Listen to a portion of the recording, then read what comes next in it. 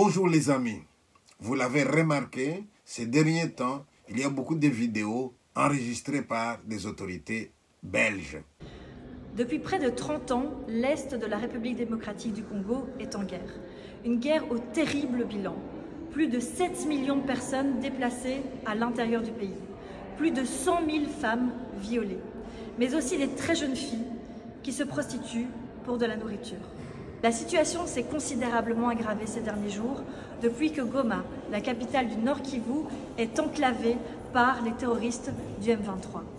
Des terroristes prêts à tout pour mettre la main sur les richesses minières de la République démocratique du Congo, dont le coltan, que l'on retrouve notamment dans nos smartphones. Nous avons donc une part de responsabilité dans ce qui se joue aujourd'hui au Congo. Nous demandons donc à la Belgique de condamner fermement le Rwanda qui soutient les terroristes du M23.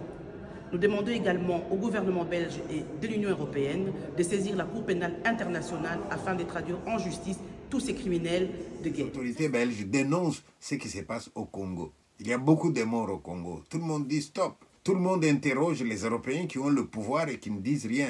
Tout le monde est en colère contre les Européens qui sont même complices de ceux qui nous font du mal. Et alors ils parlent. À ces hommes politiques qui parlent, j'ai envie de vous poser une question. Ça fait longtemps que ça dure. Pourquoi maintenant? Ah, parce qu'il y a des élections qui viennent. Mais je vais vous faire bénéficier de la présomption d'innocence pour dire que nous osons espérer que ce que vous dites là, ça vient vraiment de votre cœur. Je voudrais demander aux autorités belges, quand vous ne savez pas, s'il vous plaît, taisez-vous. Le double langage, l'équilibre que vous cherchez à mettre entre Rwanda et Congo, c'est ridicule, mes chers amis.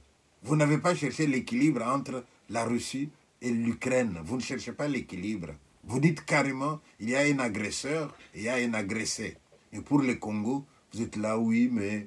Votre oui, mais là, nous n'en voulons pas. Sinon, ce qui se passe au Congo aujourd'hui, c'est un peu comme quelqu'un qui dit, nous les avons exploités d'abord, nous en avons fait des esclaves. Ensuite, nous les avons colonisés. Nous avons puisé leurs richesses. Nous sommes revenus, mais maintenant, on va puiser autrement ces richesses. Il suffit de leur donner des armes.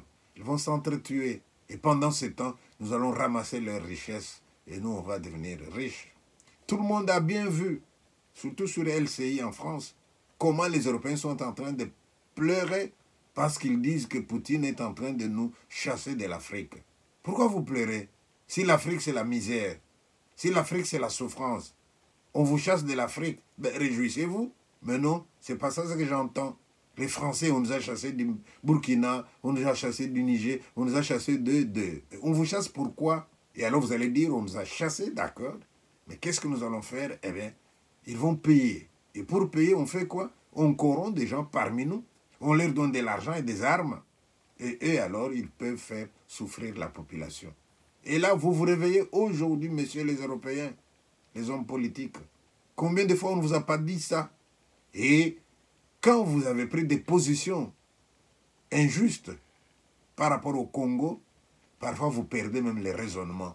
Quand j'entends un homme politique qui dit « Regardez bien la dimension du Congo, regardez bien la dimension du Rwanda, comment est-ce possible qu'un petit pays puisse déstabiliser un grand ?» Vous vous posez cette question à partir des dimensions. Et si je vous demandais, vous, monsieur, un virus invisible à l'œil nu, un virus invisible à l'œil nu, Covid-19, ce virus a terrorisé le monde entier. Regardez la dimension du monde. Regardez la dimension du virus. Monsieur, réfléchissez. Je ne dis pas que le Rwanda, c'est un virus. Ça, je ne dis pas.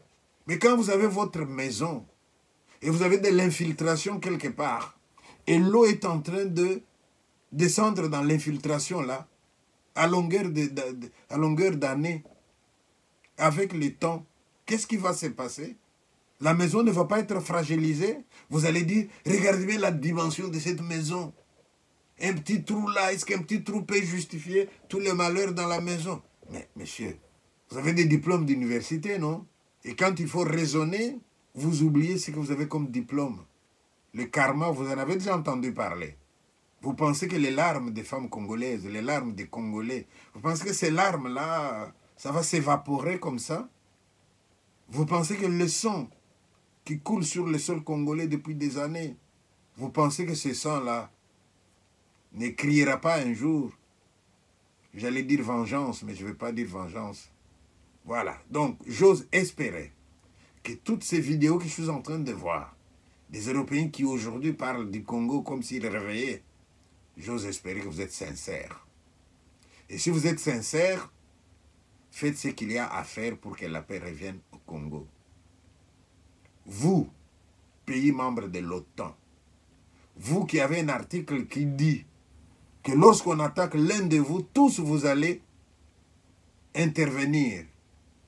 Mais allez dans l'autre sens aussi, s'il vous plaît. Quand il y a un de vous qui fait du mal à un pays africain, mais nous allons considérer que c'est tout l'OTAN qui devient notre ennemi. La Pologne va promettre des armes au Rwanda. Mais la Belgique dit quoi à la Pologne?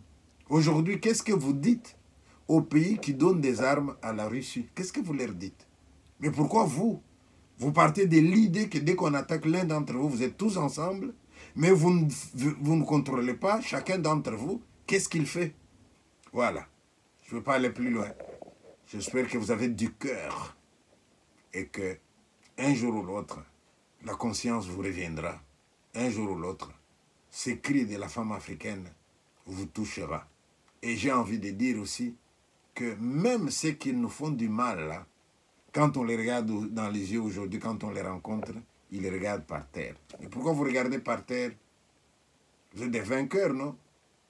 Il y a même des extrémistes parmi eux qui disent « Nous sommes un peuple élu ». Et comme nous sommes un peuple élu, nous sommes les peuples élus par Dieu, eh bien, nous allons occuper toutes les terres, nous allons dominer. Peuple élu. Mais Dieu, c'est aussi un Dieu d'amour. Dieu ne vous donne pas que la terre, Dieu vous demande d'aimer aussi les gens. Et vous n'aimez pas quand vous provoquez le deuil. Vous n'aimez pas quand vous provoquez la souffrance autour de vous. Sinon, le même Dieu là, un jour, il vous posera la question. Allez, je souhaite la paix dans vos maisons. D'abord, la paix dans votre cœur, la paix dans vos maisons, la paix dans votre pays, la paix dans le monde. Je vous remercie.